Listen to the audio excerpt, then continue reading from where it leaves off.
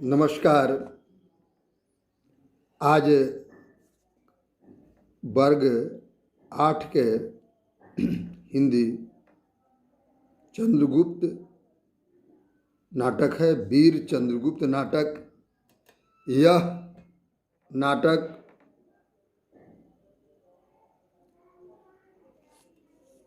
महान लेखक जयशंकर प्रसाद द्वारा रचित यह नाटक है। आप जानते होंगे जयशंकर प्रसाद को एक राष्ट्र कवि एवं छाया कवि का धुरंधर ये लेखक रहे हैं, जिन्होंने चंद्रगुप्त नाटक, वीर चंद्रगुप्त नाटक का रचना किए। और आप लोग जानते हैं कि चंद्रगुप्त अत्याचारी धनानंद को परास्त किया था और मगध का सम्राट बन गया। यह सब उनके गुरु चाणक्य का श्रेय जाता है। आज तक धरती पर गुरु और शिष्य का ऐसा जोड़ी कभी नहीं मिला। भारत की संपदा से आकर्षित होकर अनेक विदेशों के रहने वाले लोग समय समय पर आक्रमण किया और यहाँ के वीर युवक और युवती भी डट कर उसका सामना किया।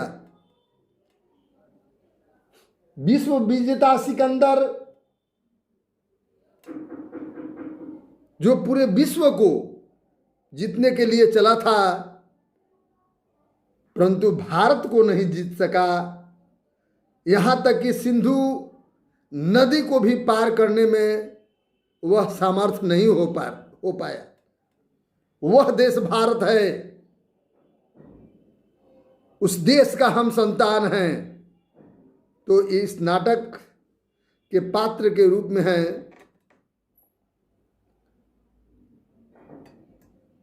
मालविका, जो सिंधु देश की राजकुमारी है, अलका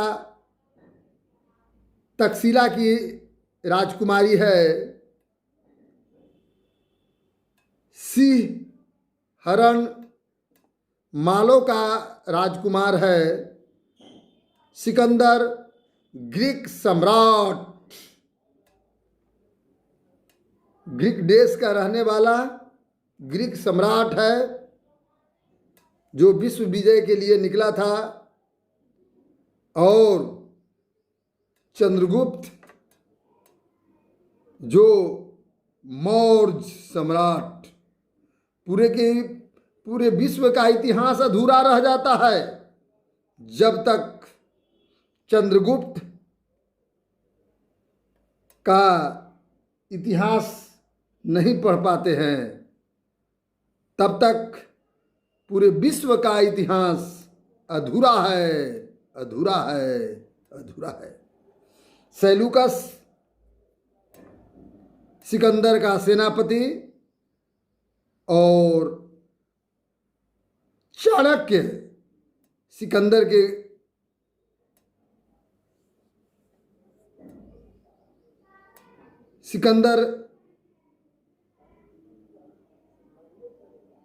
को अपने चाणक्य नीति से सिकंदर को हरा देने वाले एक सिद्धांतवादी कौटिल्य है और चंद्रगुप्त के गुरु हैं। पर्वतेश्वर पंजाब का राजा है।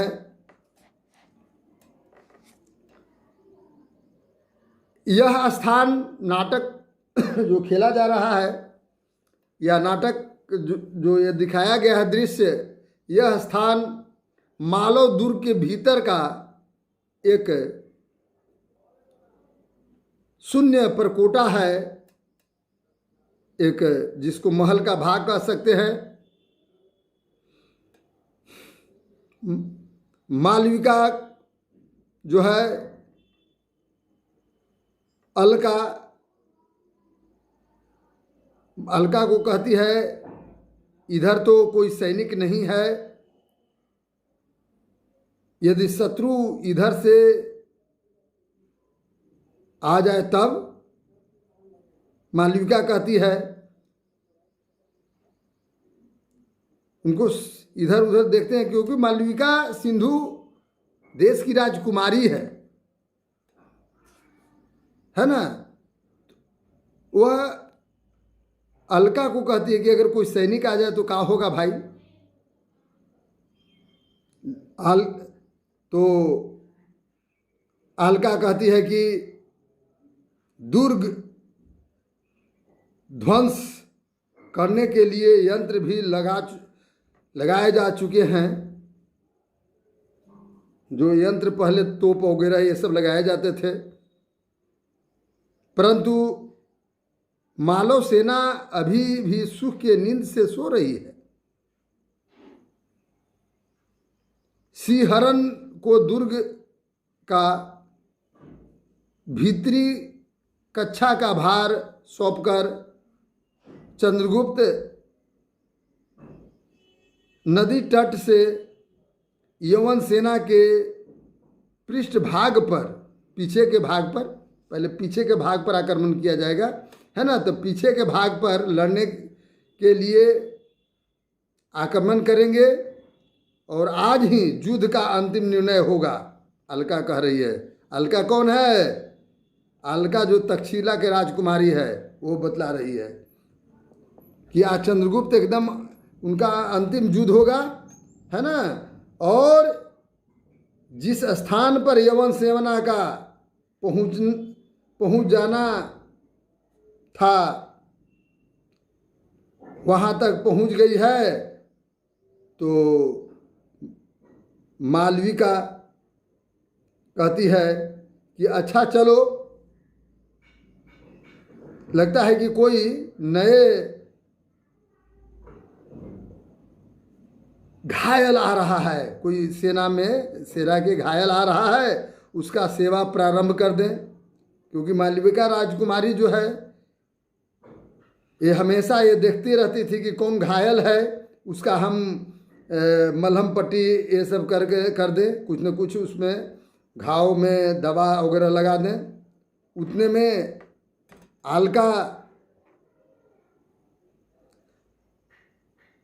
बाहर देखती है, मालविका मेरे पास धनुष और कटार है, मेरे पास धनुष और कटार है। इस आपत्ति में एक शस्त्र अपने पास एकदम रखना चाहिए। तू कटार अपने पास रख लो। अलका कहते मालविका के कि तू भी वो कटार अपने पास रख लो, क्योंकि कब क्या कौन आ जाएगा, एकदम धर कर करके उसको एकदम क्या करना है, विध्वंस कर देना है। मालविका एक दयालु प्रवृत्ति के है। मालविका कहती कि मैं डरती हूँ, घृणा करती हूँ रक्त की प्यासी छुरी से। अलका को कहती है कि मैंने सेवा व्रत केवल लिया है, मतलब जो भी अगर घायल मेरे पास आएगा उसका मलहम पट्टी कर दूंगी, लेकिन हम शस्त्र चलाना नहीं चाहती हूँ, जबकि मैं बहादुर हूँ, मैं चला सकती हूँ, परास्त कर सकती हूँ, लेकिन इससे घृणा होता है जो अपने लोभ में दूसरे के रक्त को केवल पिए। अलका कहती है कि प्राणों के भय से तुम शास्त्र से प्राणों के भय से तुम शस्त्र से घृणा करती हो। प्राण के भय है तभी ना घृणा करती हो। लेकिन मालविका कहते हैं कि अरे प्राण तो धरोहर होता है किसी का, किसी के धरोहर है ना, जिसका होगा वही लेगा। मुझे भय से इसकी रक्षा करने की आवश्यकता नहीं है। ये नहीं कि हम रक्षा करेंगे, जो होगा तो होगा, ऐसा नहीं है। बात समझिएगा, कहना चाह रहे हैं। इसलिए मैं जाती हूं बाहर।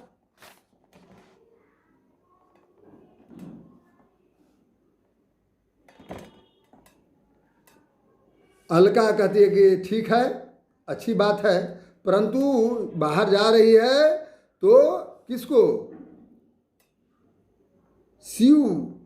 सिंहरण को शीघ्र भेज देना। यहाँ जब तक कोई न आ जाए तो मैं नहीं हट सकती हूँ इस क्या चीज़ को छोड़ कर करके, महल को छोड़ कर करके। तो मालविका वहाँ से प्रस्थान करती है, निकल जाती है। अलका जो है वह वहीं पर रहती है, बोलती है कि संध्या काल निर्जन प्रदेश है, यह निर्जन तब तक बाहर से हल्ला हो रहा है, अकस्मात होने लगा एकदम, माने जैसा कि कैसे एकदम युद्ध में लोग जो है हल्ला लोग करते हैं, उसी तरह से हल्ला होने की आवाज़ आने लगी। ध्यान दीजिएगा।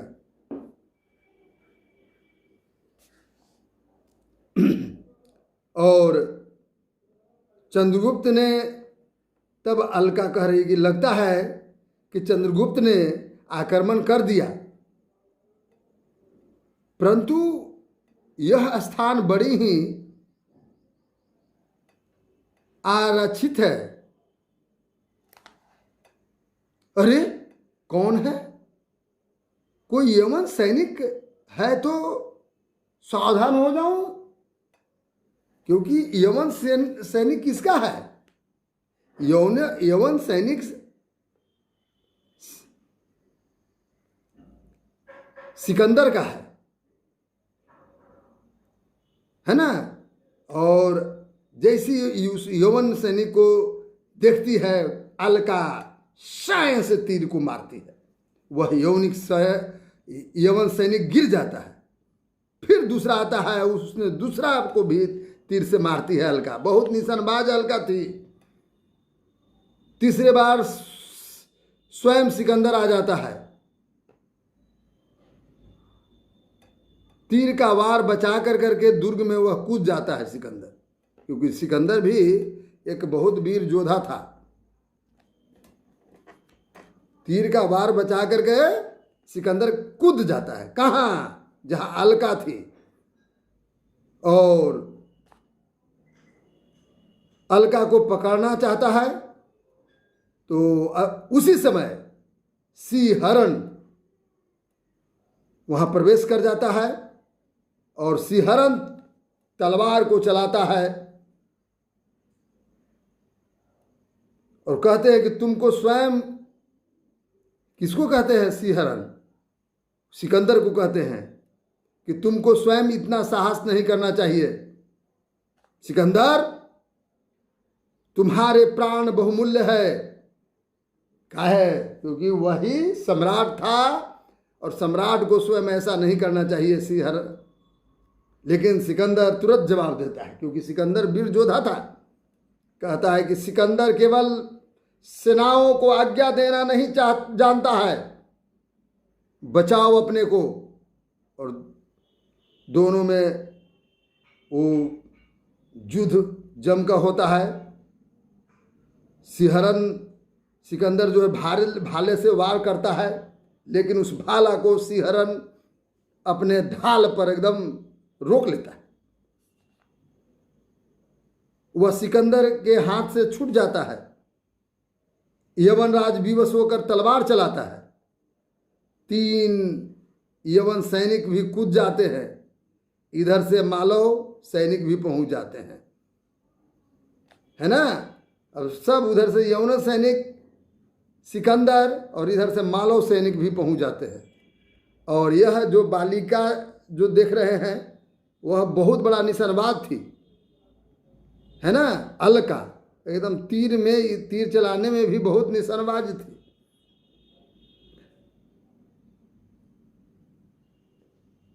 सिहरन कहते हैं, यवन दुसाहस न करो, यवन सैनिक है, कि तुम्हारे सम्राट की दशा शोचनीय है। तुम सोचो और इसे ले जाओ और उसे मलहम पट्टी करो। चारों ओर से रक्त एकदम बह रहे हैं। उतने में क्या होता है कि इस दुर्ग का द्वार टूट जाता है। यमन सैनिक कहते हैं, अभी हमारे वीर सैनिक इस दुर्ग को मटिया मीट कर देंगे। तो सिहरन कहते हैं, अरे मूर्ख, पीछे चंद्रगुप्त का सेना है और तुम सभी किला में बंदी होगे। सिकंदर ऐसा नहीं है, आगे छोड़ दिया, पीछे के सब सैनिक पर आक्रमण कर दिया, जिससे तुम लोग इस किला में ही कैद हो जाओ। सिकंदर को उठा करके ले जाओ। जब तक और मालवों को यह न विदित हो कि यही सिकंदर है। माने सिहरन उस सम्राट को बचाना चाहता है, इसलिए नहीं कि देशद्रोह कर रहा है, इसलिए बचाना चाहता है कि यह विश्व विजेता सिकंदर सम्राट है, अब बिल्कुल हार चुका है। और अगर सभी मालव सैनिक आएंगे तो यमन सैनिक तो मारे जाएंगे ही, इसके साथ साथ तुम्हारे सम्राट भी मारे जाएंगे। मालव सैनिक सेनापति रक्त का बदला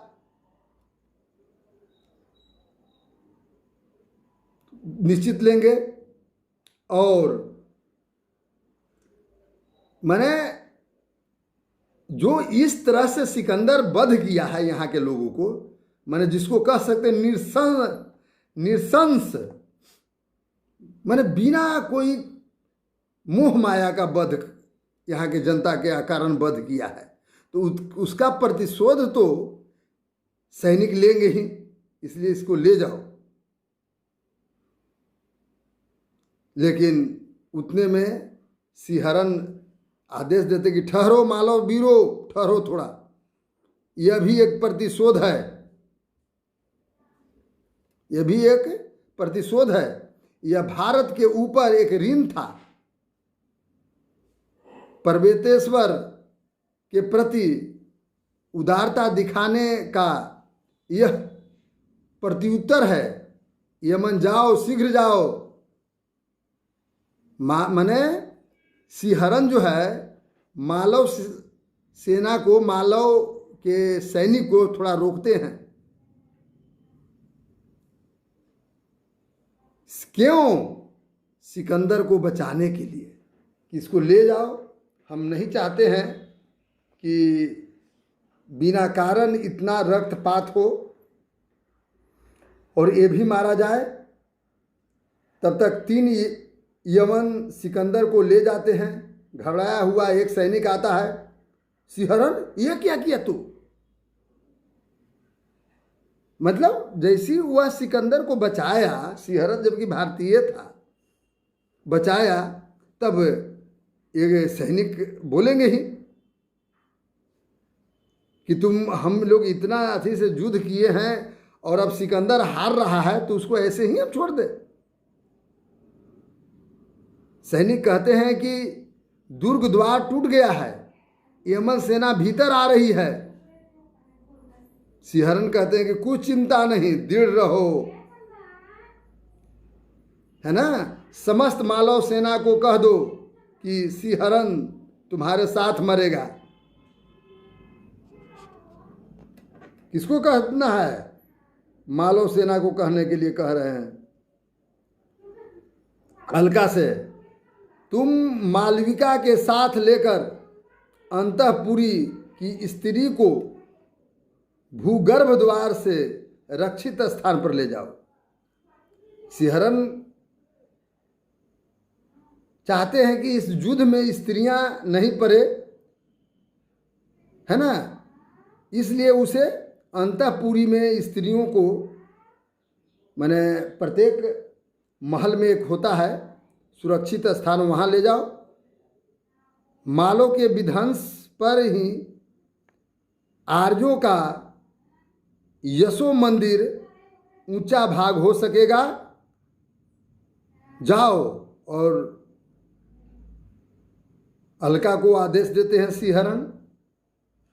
अलका वहाँ से प्रस्थान करती है, यमन सैनिक प्रवेश कर जाते हैं, दूसरी ओर से चंद्रगुप्त भी प्रवेश कर जाते हैं और युद्ध, एक यमन सैनिक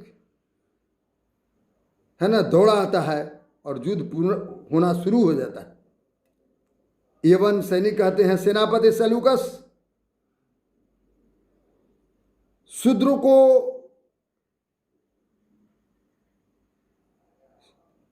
शूद्रकों की सेना भी पीछे आ गई है।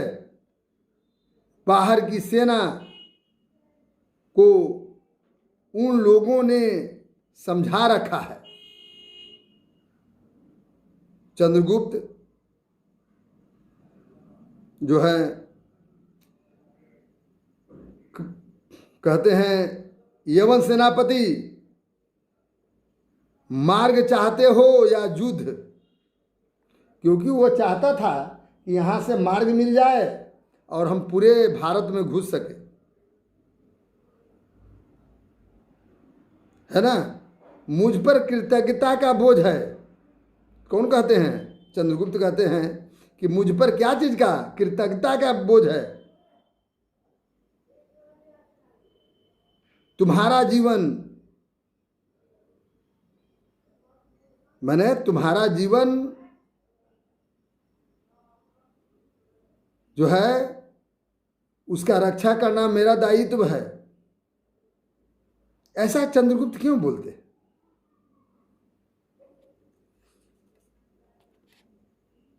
इसके पीछे क्या कारण है? इसके पीछे एक ही कारण है कि उसे किसी तरह से डरा करके, धमका कर करके और भारत से उसको खदेड़ देने का सेलूकस सोच में पड़ जाता है। कहते हैं कि हम दोनों के लिए प्रस्तुत हैं कि हम अगर मार्ग भी चाहते हैं और युद्ध भी चाहते हैं, किंतु तब चंद्रगुप्त कहते हैं कि शांति मार्ग दो, जाओ सेनापति। किसको कहते हैं? चंद्रगुप्त सिकंदर को कहते हैं।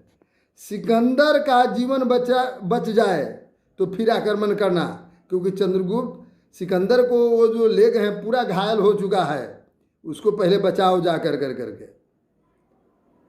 तब तक इतना घायल बेचारा सिकंदर इस युद्ध में हो चुका था कि सभी सेना का मनोबल शीतल पड़ गया था। उतने में यमन सेना प्रस्थान करती है वहां से, दुर्ग से, और चंद्रगुप्त का जय घोष होना आरंभ हो जाता है। रावी नदी के तट पर है चंद्रगुप्त। यहाँ से अब मुंह की खा करके और वह अब अपने देश लौटने के तैयारी करने लगता है।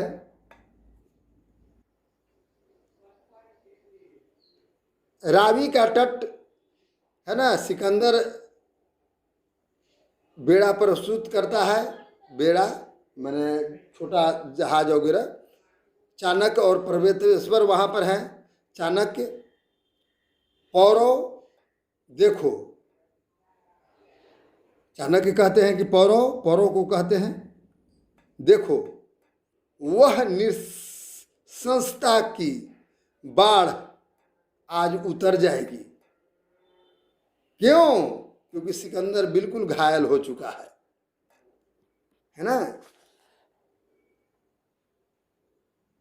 चाणक्य ने जो किया वह भला था या बुरा, अब तुम्हें समझ में आएगा। चाणक्य ऐसा क्यों किया था? किनको कहते हैं? पर्वतेश्वर को कहते हैं, है ना, कि चाणक्य इस तरह के किए तो सिकंदर से लोहा लेने के जो काम किए वो भला के लिए किए कि बुरा के लिए, अब सबको समझ में आने लगेगा, है ना। तो उनको कहना है, पर्वतेश्वर कहते हैं अब कि मैं मानता हूं यह आपकी ही कार्य है और आपका ही श्रेय जाता है कि आपने विश्व विजेता सिकंदर को अपने नीति सामर्थ्य के बल पर उसे खदेड़ दिया। चाणक्य कहते हैं, और चंद्रगुप्त का बाहुबल का तूने तो व्याख्यान नहीं लिया। चंद्रगुप्त का बाहुबल, पौरव, चंद्रगुप्त का बाहुबल, है ना, कौन कहते हैं? चाणक्य कहते हैं। और आज याद रखेंगे, आज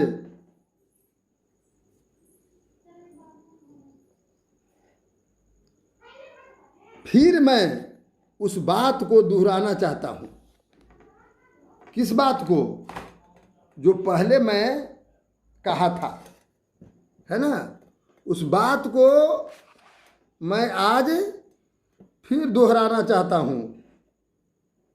क्या कहा था? कि अत्याचारी नंद के हाथ से मगध को उद्धार करने के लिए चाणक्य ने पहले तुम्ही से, है ना, सहायता मांगी थी और अब तुम्ही से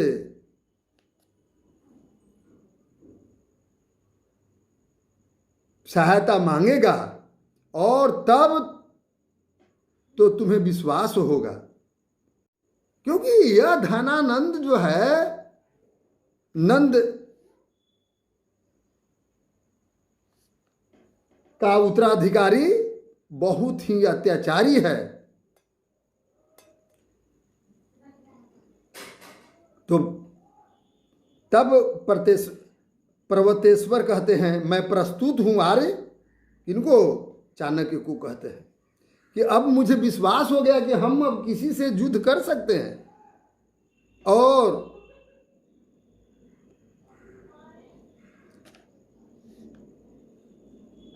चाणक्य कहते हैं कि मैं विश्वस्त एकदम हूं। अब यवन को आज विदा करना है, यवन को आज यहां से विदा करना है।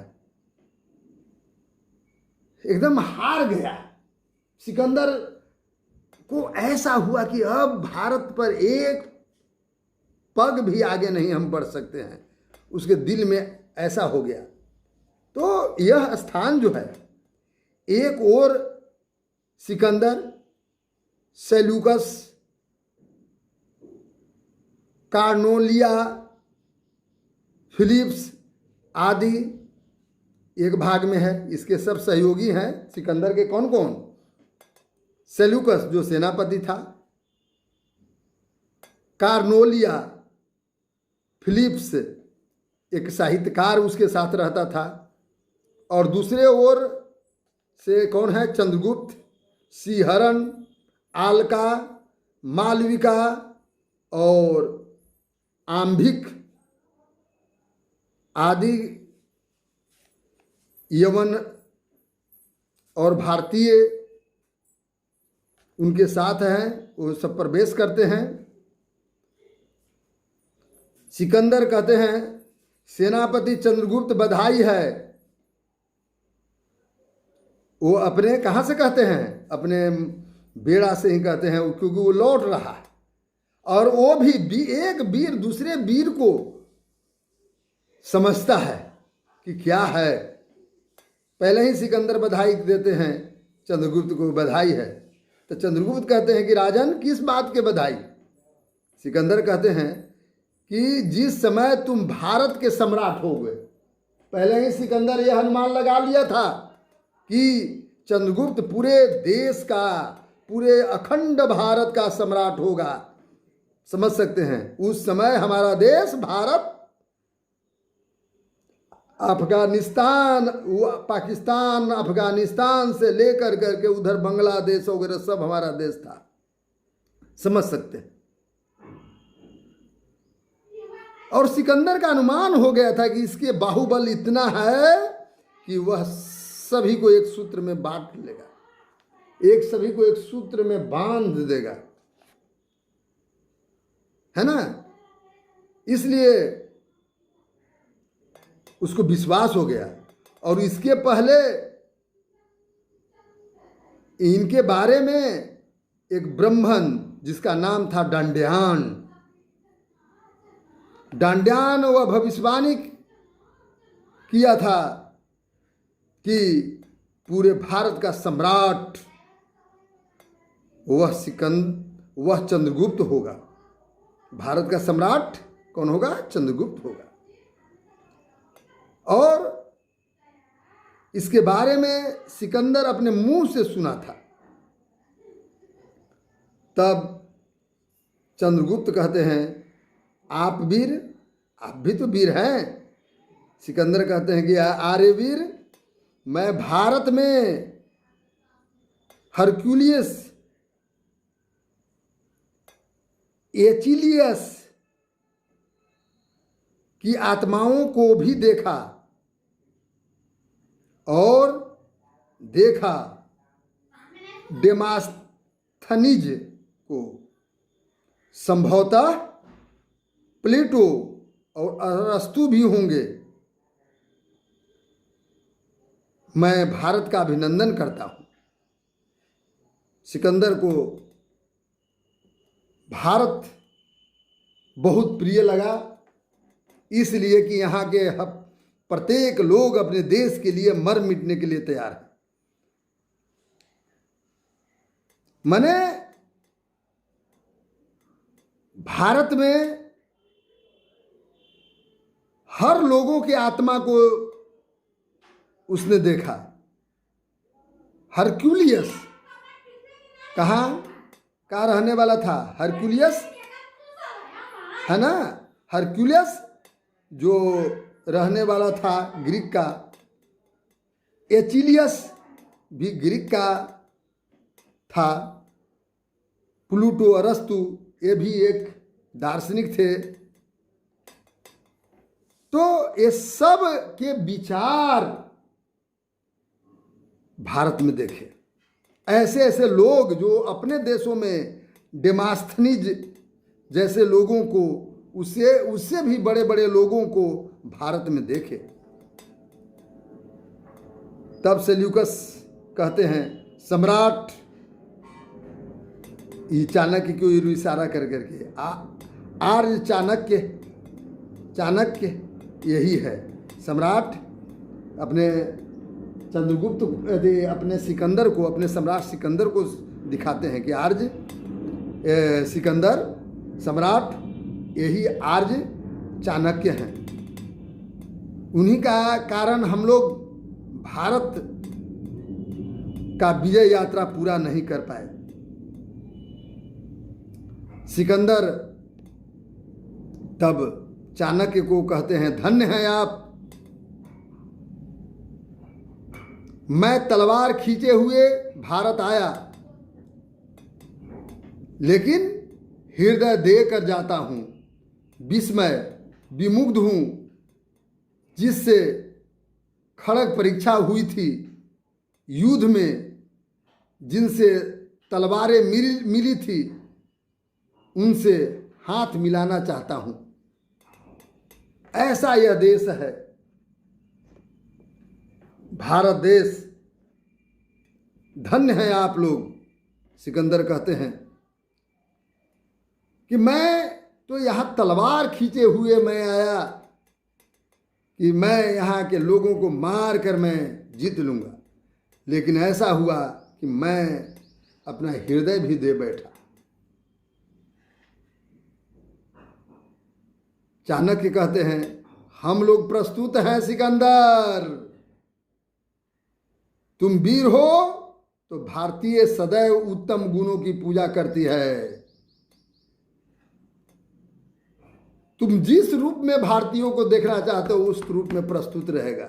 यदि तुम मित्र के रूप में देखना चाहते हो तो मैं मित्र बन कर करके तुम्हारे साथ हूं। अब अगर तुम दुश्मन बन कर करके मेरे साथ अगर प्रस्तुत हो तो मैं दुश्मन की तरह तुम्हारे सामने हिमालय पर्वत की तरह खड़ा रहूंगा।